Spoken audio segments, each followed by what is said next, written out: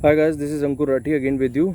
And guys, आज वो एक ये पूरा स्पेशल सेशन मैं आपके पास लेके आया हूँ। इस सेशन का जो मोटिव है वो आपको जो कुछ ऐसे अनसुलझे क्वेश्चन हैं आपके, जो आप बार बार पूछ रहे हो, बार बार कमेंट आ रहा है आपका, चाहे वो यूट्यूब पे हो, चाहे मेरे टेलीग्राम ग्रुप पे हो, चाहे मेरे व्हाट्सएप ग्रुप में हो। कुछ लोग मुझे जो पर्सनली कॉन्टैक्ट नंबर मेरा है वो भी रेगुलर मुझे मैसेज कर रहे हैं और कुछ ऐसे अनसुलझे क्वेश्चन पूछ रहे हैं जिनका जवाब आपको कहीं से नहीं मिल पाता, या मिलता है तो उसकी कोई गारंटी नहीं है कि सटीक है नहीं है।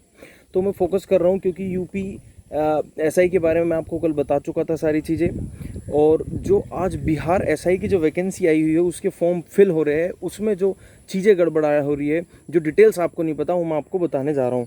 ठीक है, so let's move toward the main topic of our, that is all about the general questions, और sometime we can say that all time asking questions है ना।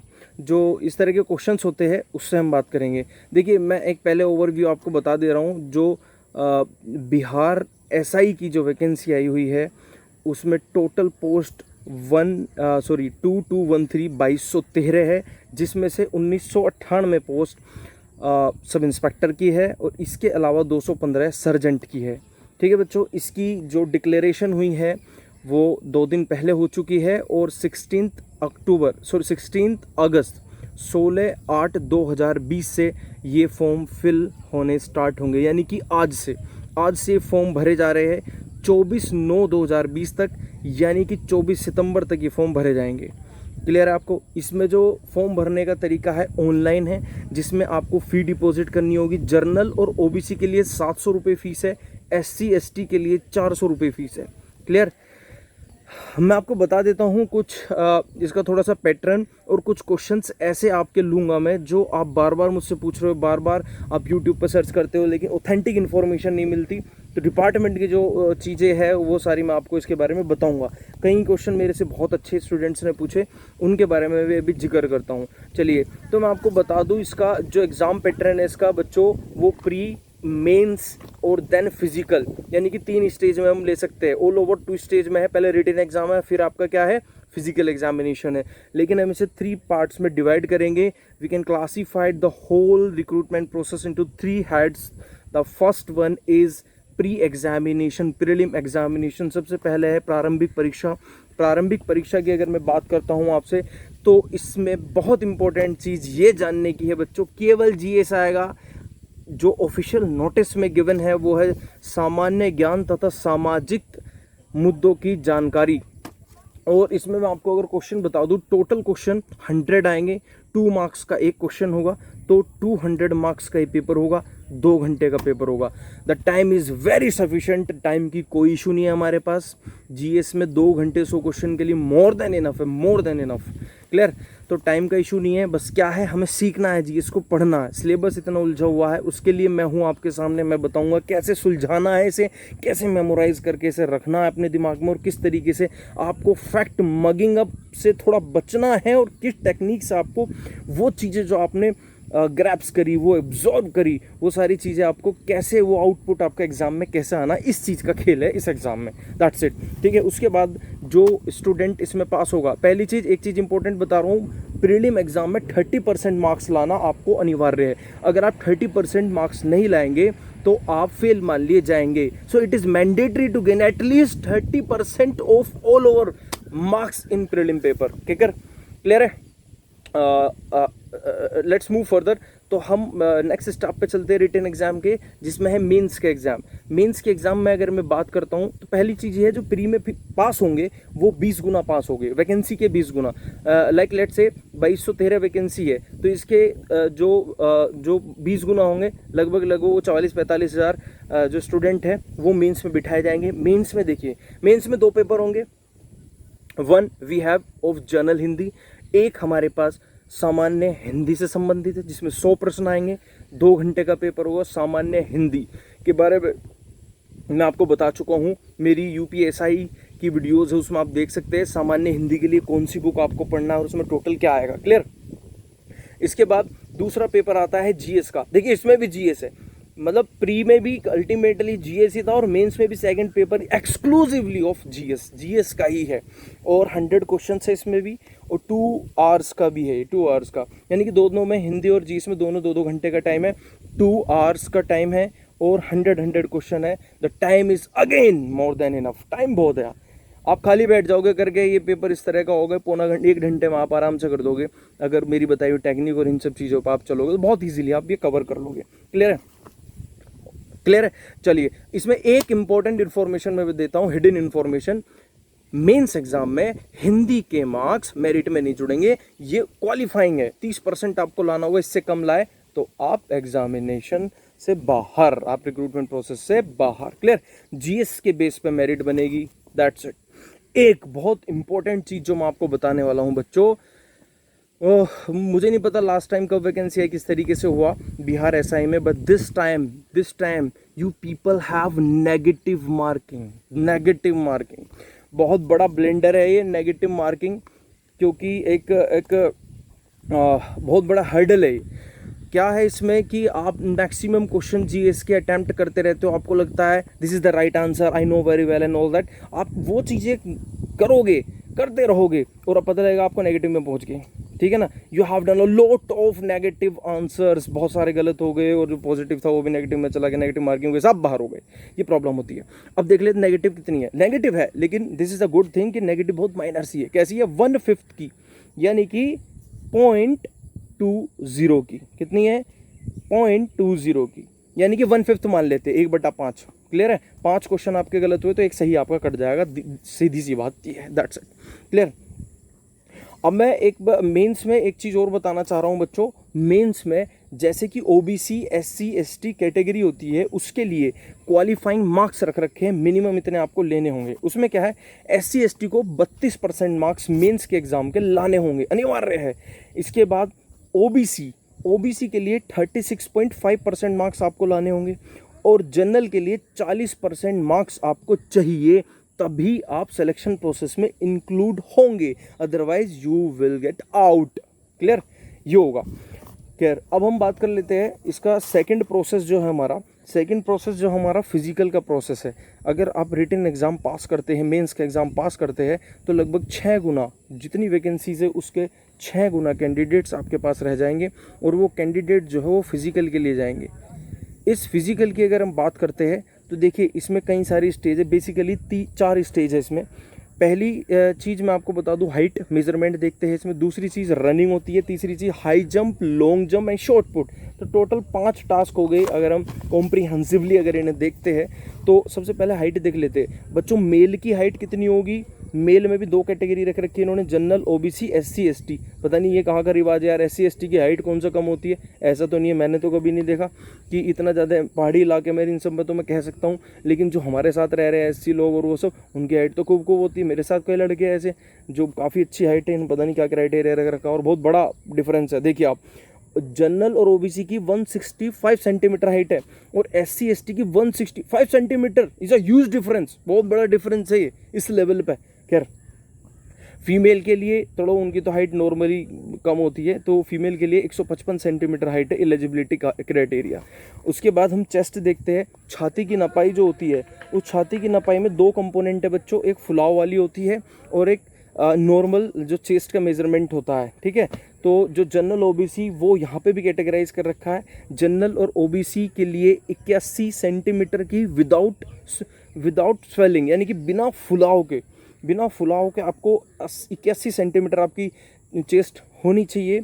और जो फुलाव के 5 सेंटीमीटर का फुलाव मांगते हैं, तो 86 सेंटीमीटर का आपका फुलाव के सहित जो मेजरमेंट होना चाहिए। एससी एसटी की बात करता हूँ तो 79 नॉर्मल और 84 जो है वो कैसे होना चाहिए? फुलाव के साथ होना चाहिए। ठीक है? ये मेल कैंडिडेट्स के लिए ही होता है बस। अब बात आती है, अगर हम रनिंग पे चलते हैं तो देखिए रनिंग की बात कर लेते हैं। एक मील इंपॉर्टेंट है। एक मील 6.5 मिनट में लड़कों को कवर करना है फिजिकल पास करने के लिए।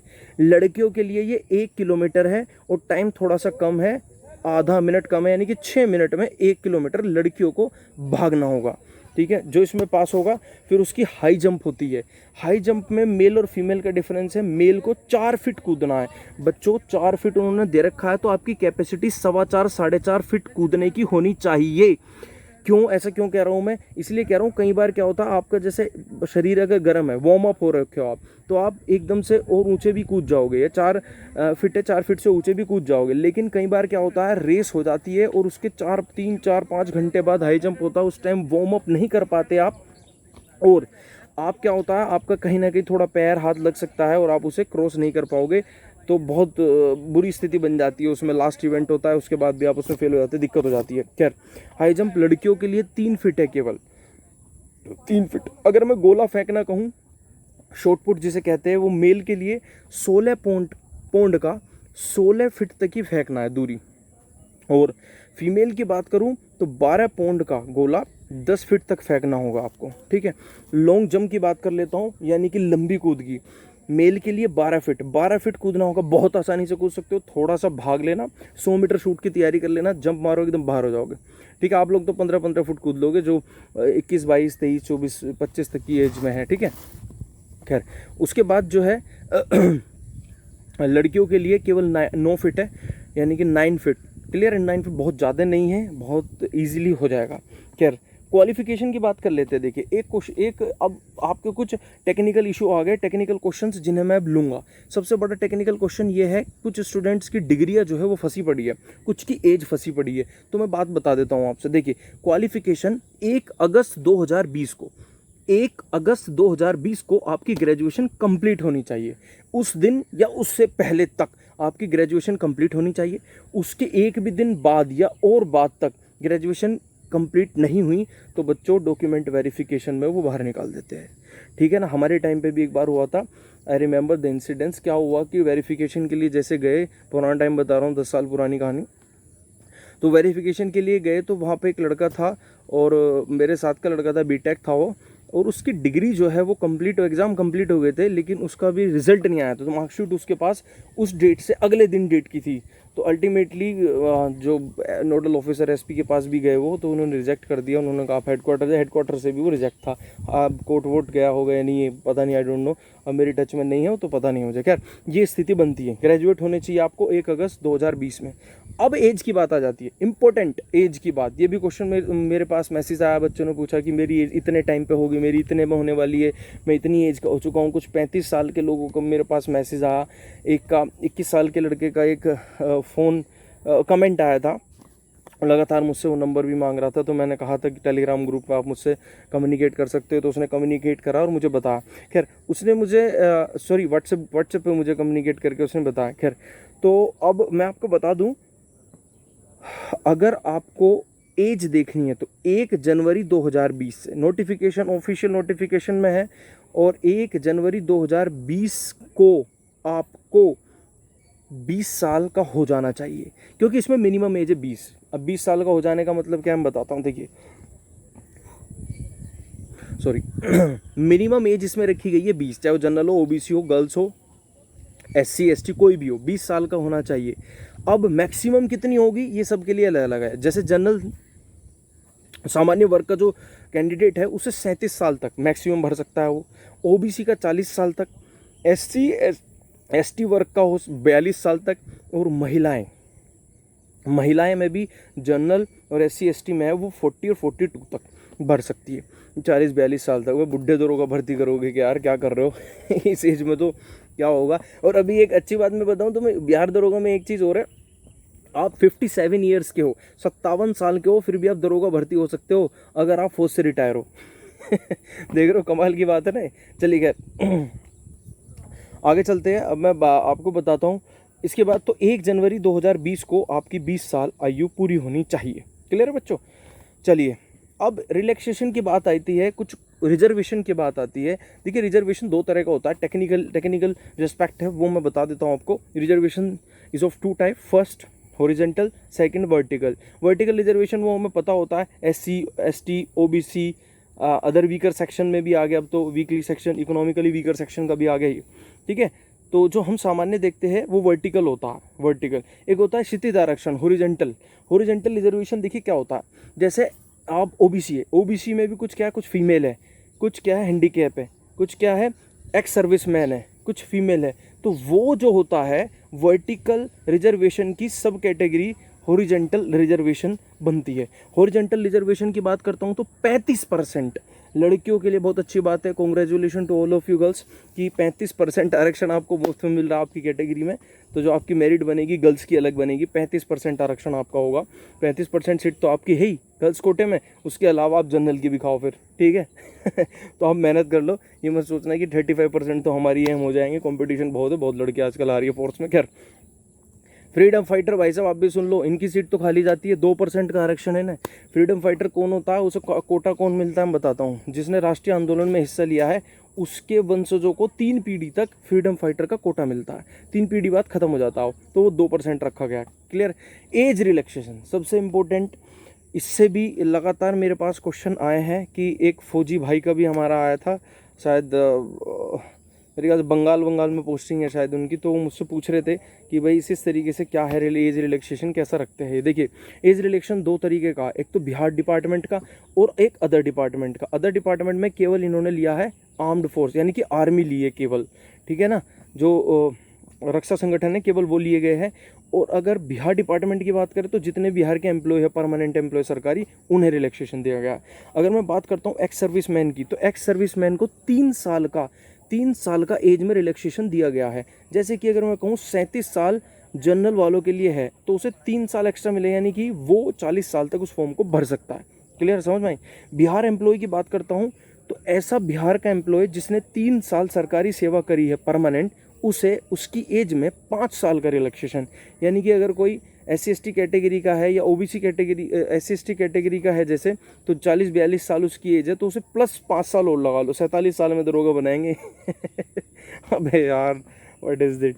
खैर पॉलिसी है, मैं कैसे कह सकता हूँ, क्रिटिसाइज कर सकता हूँ गवर्नमेंट का, ऐसा नहीं है, लेकिन थोड़ा सा देखना चाहिए यार। यंग यूथ हो, यंग हो तो थोड़ा चलता है, क्योंकि थोड़ी टिपिकल जॉब है और मूवमेंट की जॉब है, एक्शन की भी जॉब है, तो हाथ पैर से होने चाहिए आपके और शरीर भी ठीक होना चाहिए। खैर ये बेसिक क्वेश्चंस थे, ये मैं आपको बता दी है। बच्चों आप कमेंट में कोई भी आपका टेक्निकल क्वेश्चन हो किसी भी तरीके का, मैं पूरी तरीके से रिजॉल्व करूँगा। पूरे नोटिफिकेशन को देखो, आपको नोटिफिकेशन पढ़ने में बड़ा हैक्टिक लगेगा और वो सारी चीज़ लगेगी, हमें पता है कहाँ से क्या पढ़ना है, कौन सा नोटिफिकेशन में कौन सा पॉइंट इंपॉर्टेंट है, कैसे निकले क्या होगा। उसकी लैंग्वेज थोड़ा टिपिकल होती है, फॉर्मल लैंग्वेज है, इसीलिए को जो भी इशू हो डायरेक्ट कमेंट बॉक्स में करें। मेरे टेलीग्राम चैनल को, टेलीग्राम जो मेरा ग्रुप है उसे ज्वाइन कर लीजिए, व्हाट्सएप ग्रुप है उसे ज्वाइन कर लीजिए, मैं नीचे लिंक दे दूंगा।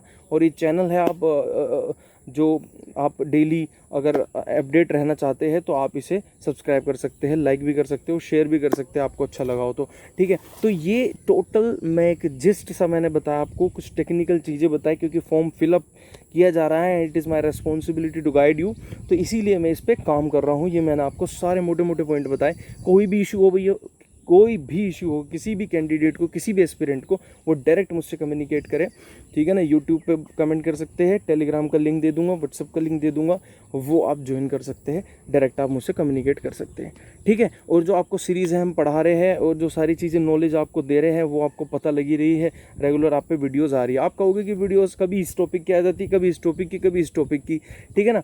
एक देखिए कुछ ऐसे टॉपिक्स हैं हमारे जो बहुत इंपॉर्टेंट है, जिनसे क्वेश्चन टूटने का ही नहीं, हमेशा आएगा।